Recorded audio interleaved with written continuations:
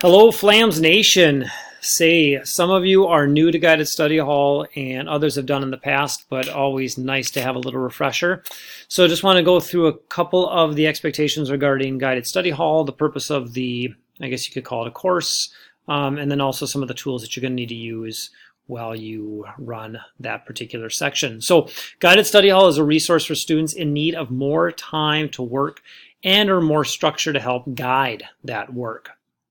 When a student enters your Guided Study Hall, you'll be informed of their goal areas that triggered the placement. So maybe it's a particular area that they need to focus on, like in math or in English, or there's a particular academic need. Sometimes it can be around organization, getting work turned in on time, but you'll be informed of what that is. And the placements occur through our student focus structure and systems, and our school counselors who will help kind of facilitate those placements.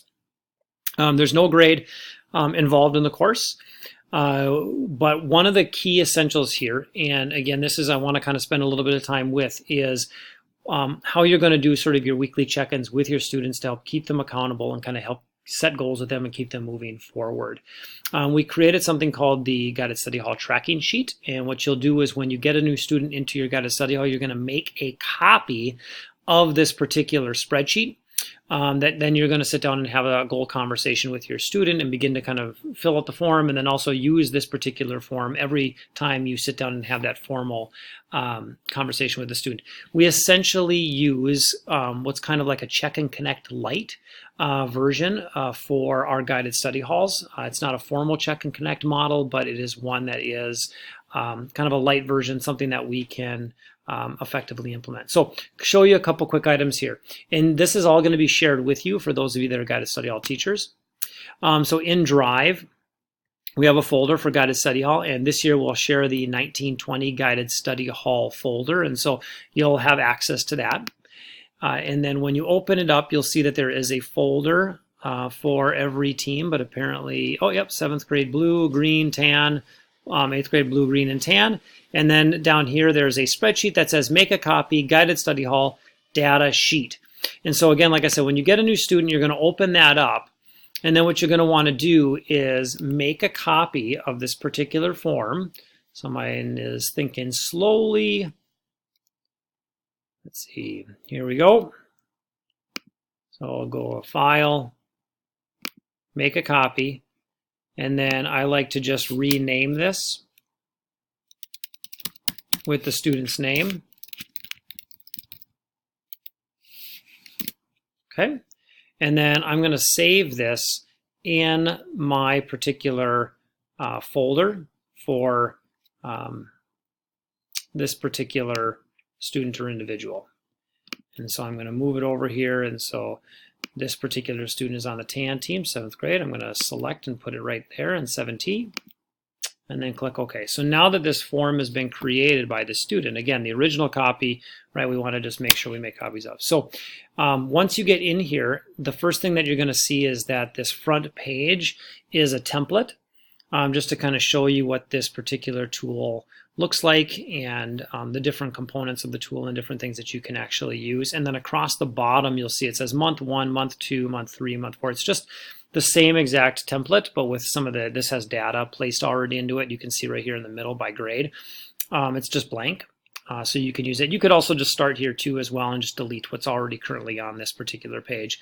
But what you'll do again is you'll put the student's name up top here. Okay. And then now that that's in there, and again, you could say the months, right at the beginning of the school, we typically don't have students that are in Guided Study Hall to begin with, although every once in a while we do. So let's say September, it's the first month. And then, again, what we do here is you can see that this form has many different components of it. And it's designed to kind of cover and be used by every Guided Study Hall teacher, regardless of the particular goals the student is working on. Although it's unlikely you'll use every component of this particular spreadsheet when you're working with the students, because it's really tailored. You really want to tailor its use to their individual goals. So what likely will be used by everybody, right, is we have our grade percentages by week. Like I said, here's, you could change it. Language arts was first hour, maybe science is second hour, and so on down the line. And then, of course, these would all be blank initially, but then you could start entering in through Student View and supporting the student to get into Student View so they can see how to use it if they're not currently using it. Because ultimately what we want to do is when you have these coaching conversations with the student, they are going to be the one, and you're going to be sitting there with them, and you're sort of just kind of helping them as they maybe even enter the information into the form themselves. Because again, it's good for them to sort of be held accountable to the work that they're doing. So we have the various different weeks. You can imagine I have 5 on here, but some months have 4 weeks. We have current grade information, so the various different periods, the letter grade in that particular class, if they have any missing assignments. And again, this could be done by week. So again, another way to track that. This particular graph that's down here, you can see this bottom green line in the middle is what we'll consider a passing grade, and it's done by week. And it shows all your different periods, which are listed up top here. And so when you enter in the information, students can view visually, not just by these number values, but actually view visually their progress as it relates to maintaining a passing grade in particular courses. Weekly goals. Again, every week you're going to sit down and have a targeted conversation with each individual student that you have in Guided Study Hall. And so, you're probably only going to be able to do one of these conversations per day with a student. We cap the size of Guided Study Hall to make this manageable, but on Monday, let's say it's this particular student's meeting time that you're going to pull them aside, and so you're going to put the date and then describe the goals for the week or for the next few days. What are they working on? What's their focus area, right? Maybe there's a big project coming up. Work on articulating what their goals are. And then again, next time you meet with them, that's something you can reflect on in their progress towards that particular goal. These bottom boxes are maybe used less frequently than the ones that are above. Some students obviously have issues with attendance, and so you might be tracking attendance and being able to, again, have the student reflect on how their attendance is improving. If you're communicating with home, we like to keep any kind of a log of communication. If you're communicating with a student's parents or guardians, sometimes there's behavioral concerns. Again, keeping a record of that if that's actually the case. Not behavior in Guided Study Hall per se, but like maybe this is an area where we've had some students that really kind of look at that mentoring relationship with their Guided Study Hall teacher, and we focus on behavior. And then possibly even a summary of class notes, just kind of a summary of different things that are taking place within Guided Study Hall and supporting the student to kind of track what's actually happening. And so you would use this one page throughout that month, and then as this month ends, you would go to a tab across on the bottom, the second month, and then again, it's sort of a blank slate to begin using that. So this is a key tool, and the reason why we need you to be completing this particular form and using this when you meet with your student each week and have that coaching conversation and that mentorship conversation is because this is also how we determine whether or not the intervention is working and whether or not we can actually remove the student from Guided Study Hall and that they're actually able to successfully kind of work independently and without all the support that maybe you're providing. And that's, again, another piece of this is that sometimes we think about, well, is the student becoming successful? And we start to see that with the data, but are they successful because they're in Guided Study Hall? And will they still have they learned the behaviors and the skills necessary to be independent outside of having this particular course and the support during their day?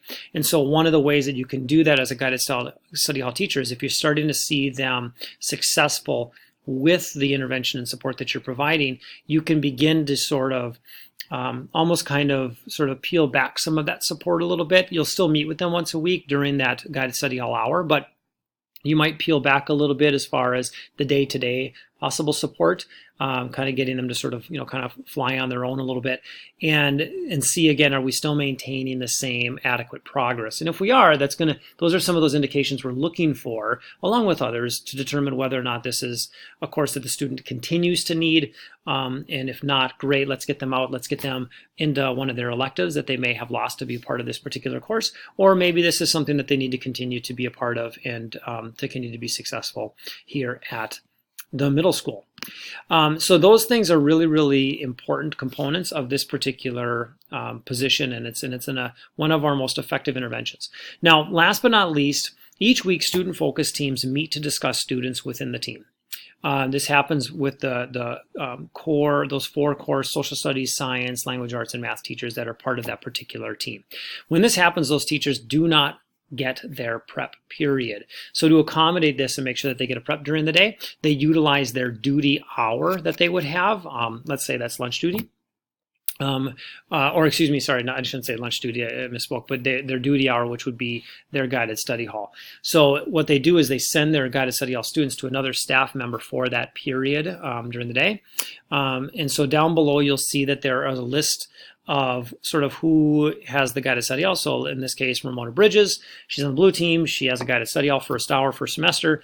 On the day that the blue team is meeting for student focus, she, to still get her prep period, then utilizes that guided study hall period. And so her students would go to Becky Hill's class, who's one of the guided study hall teachers in the green wing. On the day that the tan team meets, Beth Zach would send her kids to Ramona Bridges' room, and you can see kind of how this matches up. You'll see somewhere it says none are needed. So for our encore teachers that are not members of the or active members of the student focus team, in that way that they don't attend those particular meetings, you'll see where you don't have a cover partner. Instead, you would typically just absorb on one of the days during the week somebody else's students from their guided study hall. So you'll want to take a look at this. And again, these documents I'll share out with you, and so you'll have copies of this as you prepare for the fall of the school year. So if there are any questions, please don't hesitate to reach out to me. Find one of the school counselors, Travis, Mary Beth, or Amy, or JP, Nichelle Zimmer. Any of us are more than happy to help and kind of walk you through some of the best strategies to support your students in your guided study hall. And with that, that's all I got for you. Don't forget to be awesome and have, in this case, a wonderful Labor Day weekend.